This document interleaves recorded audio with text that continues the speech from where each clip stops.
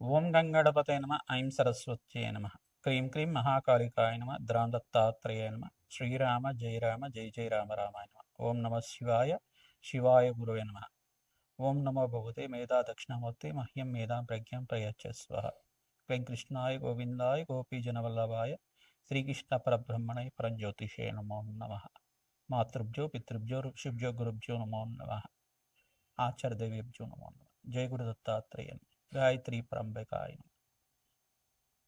YouTube ప్రేక్షకులకు అందరికీ కూడా నమస్కారం అండి.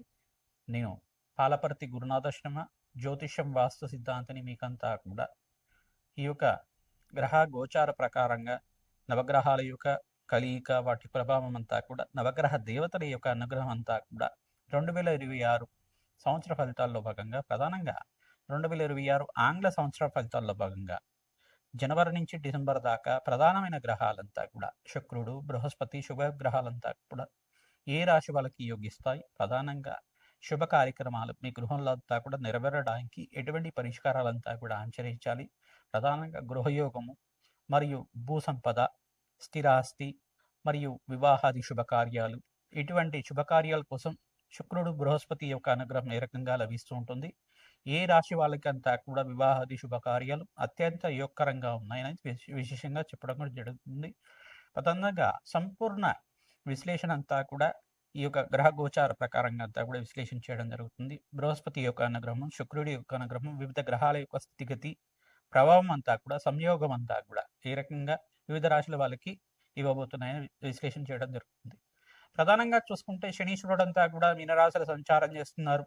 ప్రధానంగా రాహు అంతా కూడా కుంభరాశులు సంచారం చేయడం, ఏప్రిల్ 14 తర్వాత వక్రగతి పొందుతుంటారు. కేతు అంతా కూడా సింహరాశిలో సంచారం చేయడం, ప్రధానంగా బృహస్పతి అంతా కూడా చూసుకుంటే మిథున రాశిలో జూన్ 14 దాకా మిథున రాశిలో సంచారం చేస్తుంటారు.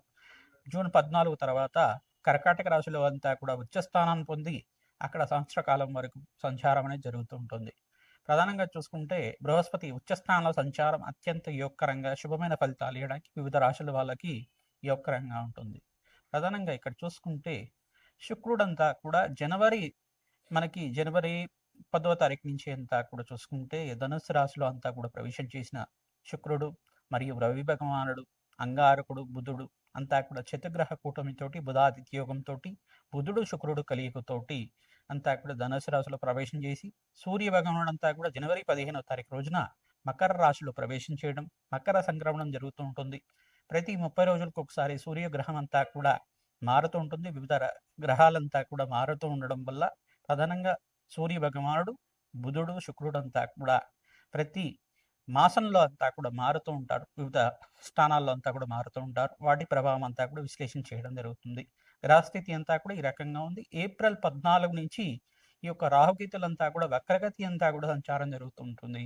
ప్రధానంగా బృహస్పతి అనుగ్రహం అంతా కూడా శుభ పరిణామాలంతా కూడా సంపూర్ణ విశ్లేషణ అంతా కూడా చేయడం జరుగుతుంది. ఏ వ్యాపారస్తులకంతా కూడా యోగకరంగా ఉంది, ప్రధానంగా ఆర్థిక మీకంతా కూడా ఫైనాన్షియల్ గ్రోత్ కలగడానికి, ప్రధానంగా ఆర్థికంగా మీకంతా కూడా ధనాదాయం పెరగడానికి, ధనలాభాలు సిద్ధించడానికి, వ్యాపారంలో లాభాలు సిద్ధించడానికి, ఆర్థికంగా అభివృద్ధి కలిగి రావడానికి మీకంతా కూడా కులదేవత ఆరాధన శ్రేష్టంగా చెప్పడం జరుగుతుంది. ఎవరైతే కనుక కులదేవత ఆరాధన విశేషంగా చేసుకుంటుంటారో మేషాది ద్వాదశ రాశుల వాళ్ళు విశేషంగా మీకంతా కూడా అత్యంత అనుకూలంగా అష్టేశ్వర ప్రాప్తి రావడానికి ఆస్కారం ఉంటుంది. గోచార చక్రవశాత్తు చూసుకుంటే మీకంతా కూడా దత్తనాడి ప్రకారంగా ఈ యొక్క ప్రశ్నారూఢ జాతకం ప్రకారంగా గోచార చక్రవశాత్కంతా కూడా వివిధ రాశుల వాళ్ళకి ఈ యొక్క గ్రహస్థితి ప్రభావం ఈ రకంగా ఉంది.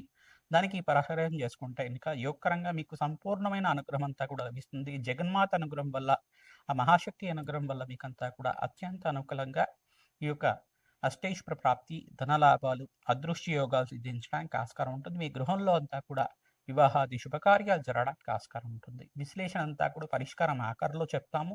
మేము చెప్పే పరిహారం అంతా కూడా మీరు ఆచరిస్తే కనుక అత్యంత రాజయోగం సిద్ధించడానికి, విపరీత రాజయోగము, ధనప్రాప్తి, అదృశ్య యోగం, మహాలక్ష్మి స్థిరనివాసంగా ఉండడానికి, అష్టైశ్వర ప్రాప్తి కలగడానికి, వ్యాపారంలో అభివృద్ధి, ఉద్యోగంలో మార్పు, స్థానచలనం, గృహయోగం సిద్ధించడానికి ఆస్కారం ఉంటుంది. శ్రీమాత్రే నమః.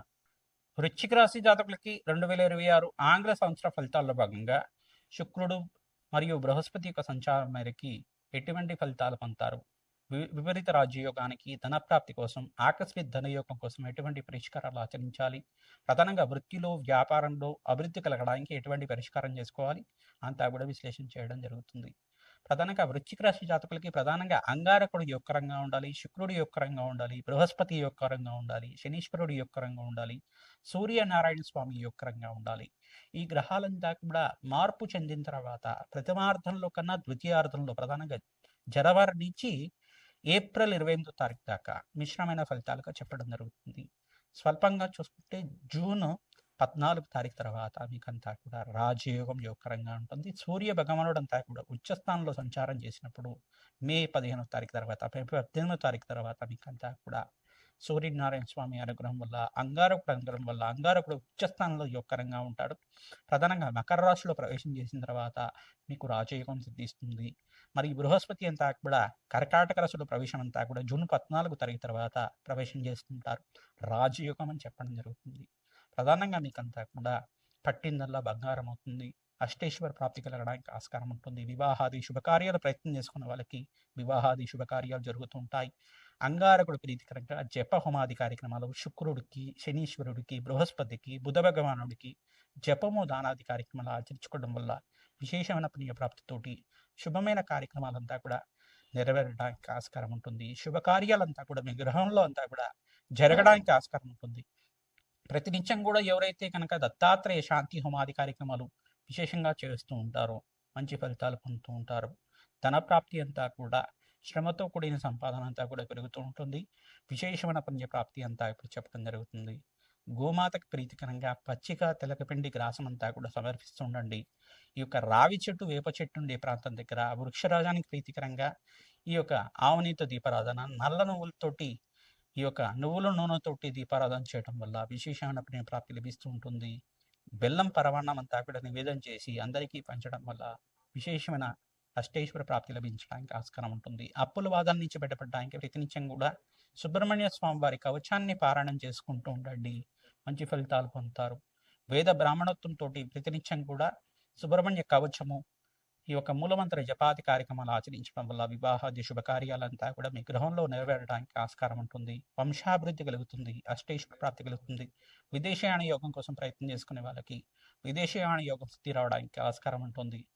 ఓం దత్తాత్రేయాయ స్మరణ మాత్రేణ సంతుష్టాయ నమః నామాన్ని అంతా కూడా ప్రతినిత్యం కూడా జపమాత కార్యక్రమాలంతా కూడా చేసుకోవడం, నవగ్రహాలకి అగ్నికి నవధాన్యాలు సమర్పిస్తూ ఉండడం, గోమాత సేవ చేయడం, సుబ్రహ్మణ్య శాంతి కళ్యాణం అంతా కూడా ఆచరించడం, వల్లి దేవసేన సమేత సుబ్రహ్మణ్య స్వామి వారికి ప్రీతికరంగా పుణ్యక్షేత్రంలో అంతా కూడా కళ్యాణం చేయించడం వల్ల వివాహం కాని వాళ్ళకి వివాహాది శుభకార్యాలు జరగడానికి ఈ సంవత్సరంలో అంతా కూడా జూన్ 14వ తారీఖు నుంచి ఈ యొక్క నవంబర్ 28వ తారీఖు దాకా వివాహాది శుభకార్యాలు జరగడానికి ఆస్కారం ఉంటుంది. శ్రీమాత్రే నమః. 2026 ఆంగ్ల సంవత్సర ఫలితాల్లో భాగంగా మేషాది ద్వాదశ రాశుల వాళ్ళు ప్రతినిత్యం కూడా ఈ పరిష్కారం ఆచరిస్తే గనక రాజయోగం సిద్ధిస్తుంది. 5 గ్రహాలు 6 గ్రహాలంతా కూడా రాజయోగం కలుగుతున్నాయి. ప్రధానంగా చూసుకుంటే ప్రధానంగా మకర రాశి జాతకులకి ఈ సంవత్సరం అంతా కూడా రాజయోగంగా చెప్పడం జరుగుతుంది. ప్రధానంగా వృషభ రాశి జాతకులకు కూడా ద్వితీయార్థంలో అంటే జూన్ 14 తర్వాత రాజయోగంగా చెప్పడం జరుగుతుంది. ఇక్కడ ధనుస్సు రాశి జాతకులకు కూడా మంచి రాజయోగంగా చెప్పడం జరుగుతుంది. కుంభరాశి జాతకులకు కూడా మంచి రాజయోగం, విపరీత రాజయోగం అంతా కూడా ఈ సంవత్సరం అంతా కూడా సిద్ధించడానికి ఆస్కారం ఉంటుంది. ఇక్కడ ప్రధానంగా చూసుకుంటే కన్యారాశి జాతకులకు కూడా మీకంతా కూడా రాజయోగంగా చెప్పడం జరుగుతుంది. ప్రధానంగా మిథున రాశి జాతకులకంతా కూడా బృహస్పతి రాశిలో సంచారం చేస్తున్నారు కావున మీకు కూడా రాజయోగంగా చెప్పడం జరుగుతుంది. ఈ గ్రహాలంతా కూడా విపరీత రాజయోగం అంతా కూడా ఈ సంవత్సరం సిద్ధిస్తున్నాయి.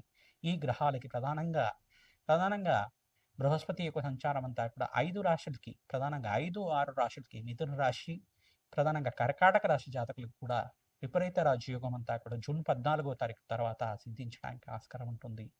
మిథున రాశి, కర్కాటక రాశి, తర్వాత కన్యా రాశి, తర్వాత ఇక్కడ చూసుకుంటే తులారాశి జాతకులకు కానీ, ధనుసు రాశి జాతకులకు కానీ, ప్రధానంగా మకర రాశి జాతకులకు కానీ, కుంభరాశి జాతకులకు కానీ ఈ సంవత్సరం అంతా కూడా ప్రథమార్థంలో కన్నా ద్వితీయార్థంలో విపరీత రాజయోగం సిద్ధి రావడానికి ఆస్కారం ఉంటుంది. విశేషంగా నవగ్రహాలకంతా కూడా ప్రదక్షిణాలు చేసుకోవడం వల్ల, మేషాది ద్వాదశ రాశుల వాళ్ళు అన్నదానం చేయడం వల్ల ఈ సంవత్సరం అంతా కూడా అష్టైశ్వర ప్రాప్తి కలుగుతుంది. ప్రధానంగా శనీశ్వరుడికి, అంగారకుడికి, బృహస్పతికి, శుక్రుడికి, రాహువుకి, సూర్య భగవానుడికి అన్ని గ్రహాలకి ప్రధానంగా ఈ గ్రహాలే ప్రధానంగా ఉంటాయి కావున ఈ గ్రహాలకి మేషాది ద్వాదశ రాశి వాళ్ళు జపము, హోమాది కార్యక్రమాలు ఆచరించుకోవడం, ఆ గ్రహాలకి ప్రీతికరంగా దానాలంతా కూడా చేసుకోవడం వల్ల వేద బ్రాహ్మణత్వంతోటి మూలవంత సహితంగా యజ్ఞాధికరతలు ఆచరించడం వల్ల విశేషమైన హోమాలంతా కూడా ఆచరించడం వల్ల అష్టైశ్వర ప్రాప్తి కలుగుతుంది. విశేషమైన ధనప్రాప్తి లభిస్తూ ఉంటుంది. వివాహం కాని వాళ్ళకి వివాహాది కార్యక్రమాలు జరగడానికి ఆస్కారం ఉంటుంది. వంశాభివృద్ధి కలుగుతుంది. అష్టైశ్వర ప్రాప్తి కలుగుతుంది. ప్రతినిత్యం కూడా అమ్మవారి ఆరాధన చేయండి. ఖడ్గమాల స్తోత్రాన్ని పఠనం చేసుకోండి. సుబ్రహ్మణ్య కవచాన్ని అంతా కూడా వేద బ్రాహ్మణత్వంతో పారాయణం చేయించండి.